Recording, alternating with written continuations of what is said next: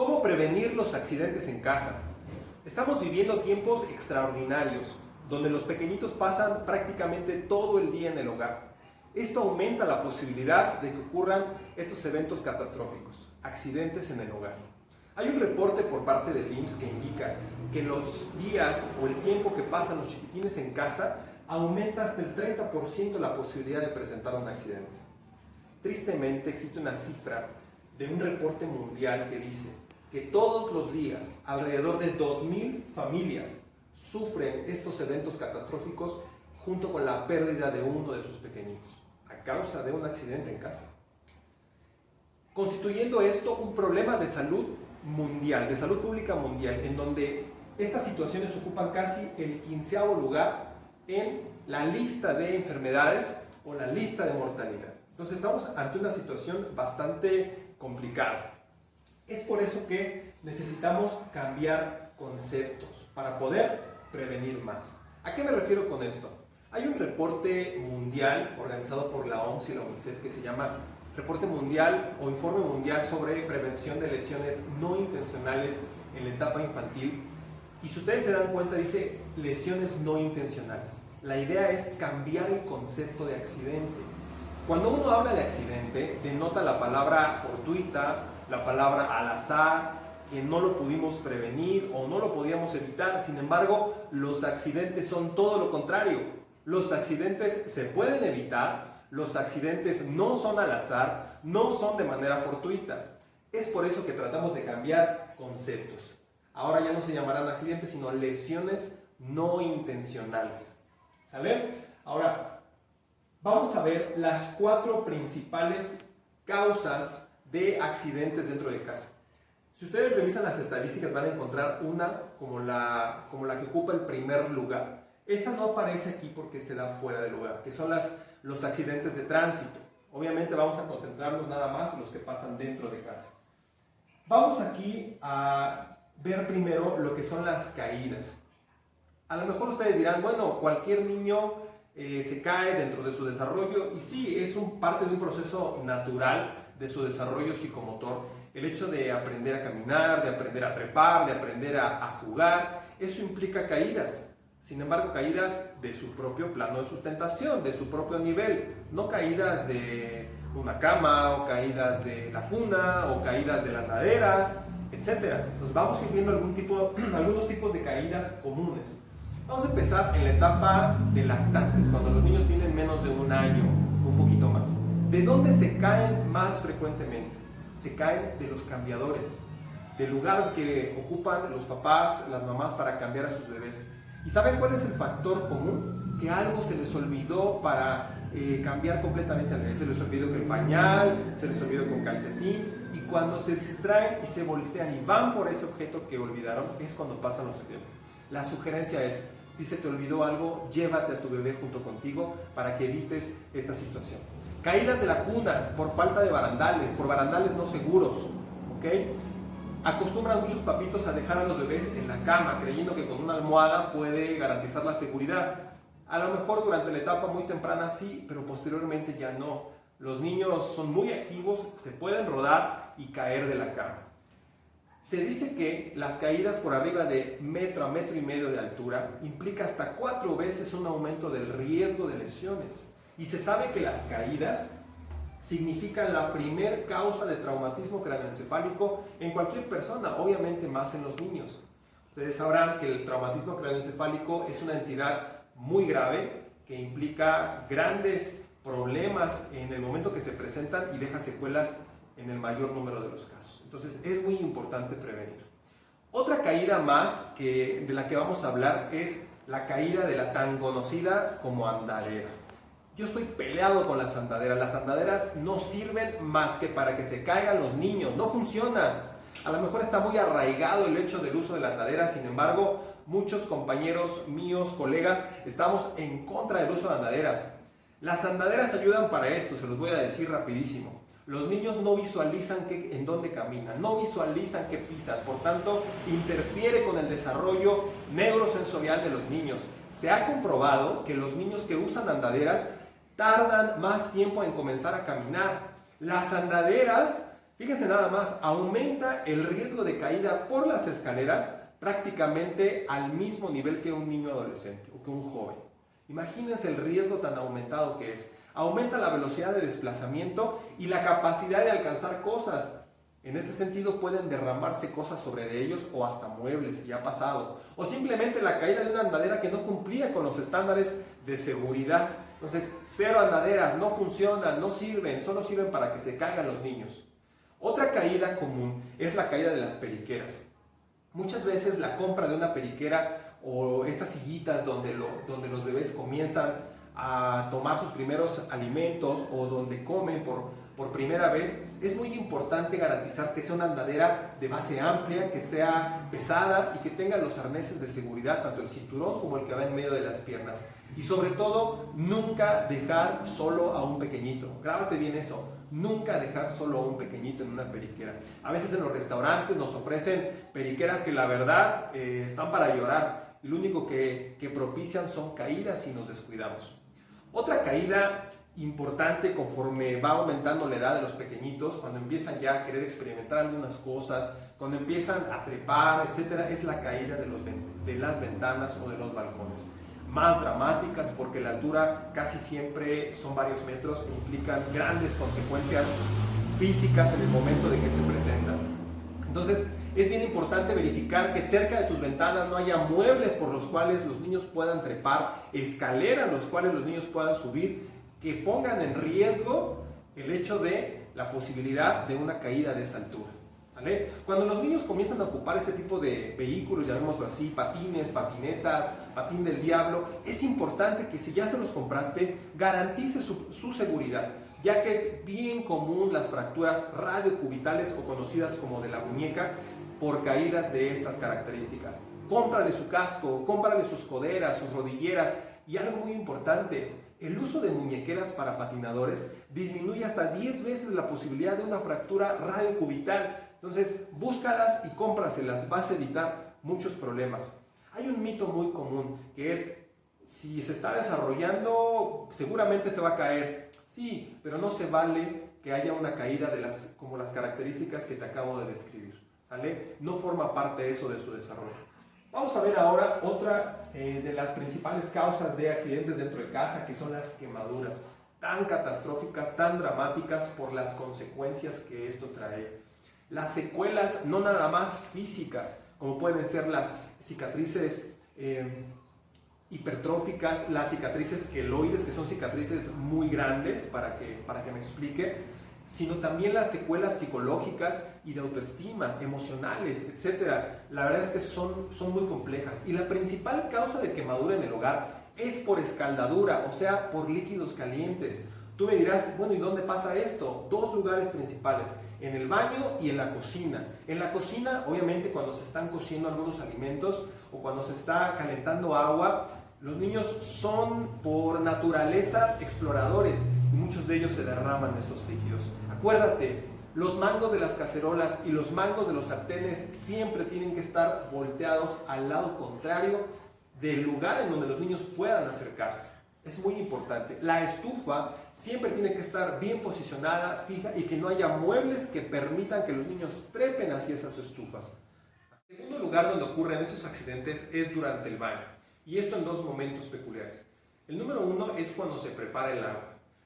Todavía hay lugares en los cuales el calentar el agua es con el uso de una resistencia y un balde de agua. En ese lugar es donde ocurren un sinnúmero de accidentes. Y el segundo lugar es durante el mismo baño. Hay papitos con un poco de inexperiencia que han sumergido a los bebés sin antes verificar el agua. Yo te sugiero que movilices un poco el agua antes de verificar la temperatura y sugerentemente lo hagas con tu codo para que así, con un poquito más de sensibilidad, puedas darte cuenta la temperatura real del agua antes de sumergir al pequeñito. Esto hablando de quemaduras. Hablando acerca de ahogamientos, un ahogamiento es cuando una persona, en este caso un pequeñito, introduce las vías respiratorias en cualquier tipo de líquido. En este caso, pues el más común es el agua. Desafortunadamente, los ahogamientos ponen en peligro la vida de las personas recurrentemente o en su defecto, traen grandes secuelas a las personas que lo sufren. Entonces es muy importante prevenirlos. Un pequeñito se puede ahogar en cualquier cantidad de agua, en cualquier centímetro cúbico de agua se puede ahogar un pequeñito, así sean 20, 30 centímetros, sobre todo si es un pequeño quizá que está aprendiendo a caminar. Si se van sobre una cubeta o sobre cualquier balde y no te das cuenta, pueden ahogarse muy fácilmente.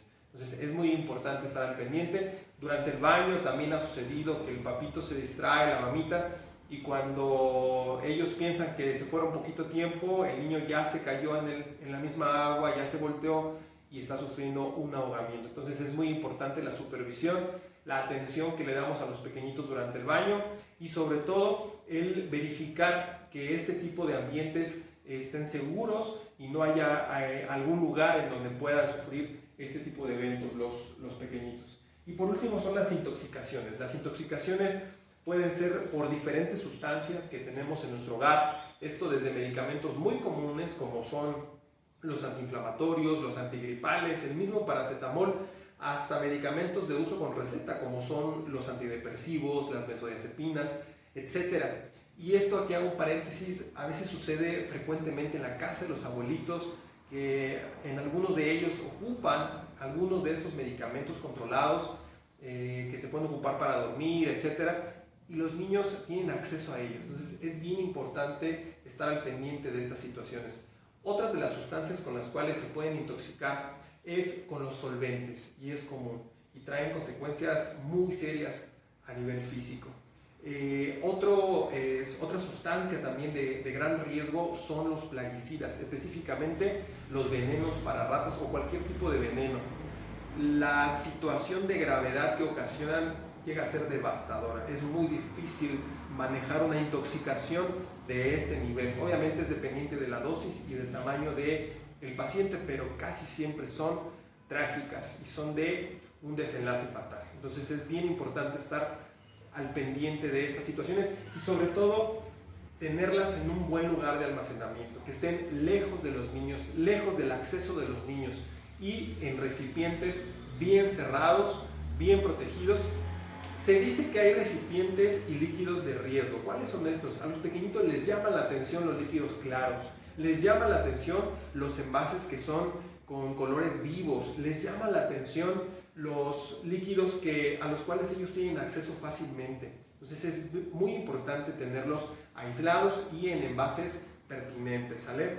De nada sirve rotular un envase, ellos no saben leer, ellos no saben qué es lo que están ingiriendo, entonces tenerlos alejados de ellos. Y bueno, vamos a ver que dentro de este tipo de lesiones no intencionales o accidentes hay factores de riesgo en común que se han identificado. El principal factor de riesgo en común que tiene que presentarse para que esto ocurra, cualquiera de esos, para que esto ocurra es el número 1, la falta de supervisión. Yo le pongo aquí como papá responsable. ¿Por qué? Porque cuando hay un papá, una mamá responsable, siempre se está al pendiente de los niños, ¿sale? Yo no te digo que los sobreprotejas o que estés todo el tiempo vigilándolos, sobre todo si tú sabes que tu entorno es seguro, si tú sabes que su habitación es segura, si tú sabes que tu pequeño tiene un grado ya de conciencia, de enseñanza y que no va a tener conductas de riesgo, quizá puedas ser un poco más flexible. Sin embargo, en los más pequeños es importante tu supervisión. Entonces, se ha visto que ocurren estos accidentes cuando existe la ausencia de eso, de la falta de supervisión de un padre que esté al pendiente de los niños. Número 2, el entorno seguro. Como te podrás dar cuenta, cualquiera de estas circunstancias fue el conjunto de varios factores que tuvieron que presentarse en determinado momento para que ocasionasen un accidente. Por ejemplo, en las caídas, ¿en qué momento se subió Chiquitina a ese mueble peligroso? ¿Quién le compró la andadera? ¿Quién no verificó que esa periquera fuera o no fuera segura? Son factores que nosotros debemos como padres, como cuidadores, como responsables de esos niños, de controlar, de verificar y de prevenir. Vigilaste que no tuviese acceso a esa ventana, te diste cuenta que había una escalera ahí y no la retiraste, pusiste a hervir agua y tus hijos tienen acceso a la cocina y no preveniste esa situación. Entonces es muy importante el entorno seguro, y nosotros como padres, nosotros como cuidadores, ustedes maestros, ustedes educadores que están a cargo de los niños en algún momento dado, es importante que se hagan esas preguntas. ¿Tengo un entorno seguro para los pequeños? He visto, por ejemplo, caídas de juegos inflables. A lo mejor ahorita no hemos hecho fiestas por las circunstancias en las que estamos, pero seguramente ya vendrán. Ocupan el juego inflable como niñera. Entonces, los niños se van al juego inflable, los adultos, la fiesta que se supone que es de niños, pero que prácticamente los que se están divirtiendo más son los adultos, y se olvidan de la atención de los niños. Se pueden encontrar hasta 10, 15 niños o más en un juego inflable sin ningún papá. O a veces uno, ¿no? A lo mejor uno de 15 responsable que está vigilando seguramente a su pequeño y no a todos. Es imposible. Pero sí es importante que haya un personal adulto responsable que esté vigilando que ese juego inflable haya quedado bien anclado, que no estén subiendo más de los niños que especifica el mismo juego, que no estén comiendo durante el juego. Es muy importante estar al pendiente. Como por ejemplo, vamos a ver ahora el tercer factor de riesgo, que es saber hacer. Si ya se presentó esta circunstancia, porque son evitables en el mayor número de ocasiones. Sin embargo, los pequeños son muy activos, están en todos lados y puede presentarse en algún determinado momento alguna circunstancia de estas. Saber qué hacer con una caída, saber qué hacer con una quemadura, saber primeros auxilios ante un ahogamiento o RCP básico, saber a dónde llevarlo si mi niño o si mi pequeño ingirió alguna sustancia que puede ser tóxica. Es muy importante saber a dónde llevarlos. Los centros de atención médica capacitados para atender a un niño quemado o a un niño intoxicado. Entonces, esos son los 3 factores de riesgo que nosotros tenemos que estar pendientes y controlarlos.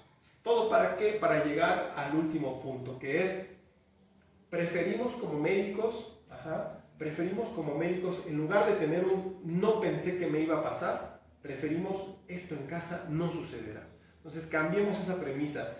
Los papitos nos dicen eso en el servicio de urgencias, es que nunca pensé que eso fuera a pasarle a mi hijo. Vamos a cambiarlo por esto en casa no sucederá. Tener una actitud proactiva de prevención en donde ustedes garanticen la seguridad de sus pequeñitos. Es un derecho de los niños, vivir en un entorno seguro. Y bueno, espero que haya sido de utilidad para ustedes, papitos, mamitas que están ahí en su casa. Y bueno, vamos a seguir compartiendo más información de gran interés para todos ustedes. Los invito a que nos sigan en nuestro canal de YouTube, se llama Dr. Rofé, y en la página de Facebook nos van a encontrar como Consultorio Rofé Iztapaluca. Por ahí nos vemos. Si gustan dejar alguna sugerencia, algún comentario, con todo gusto les respondemos. Hasta la próxima.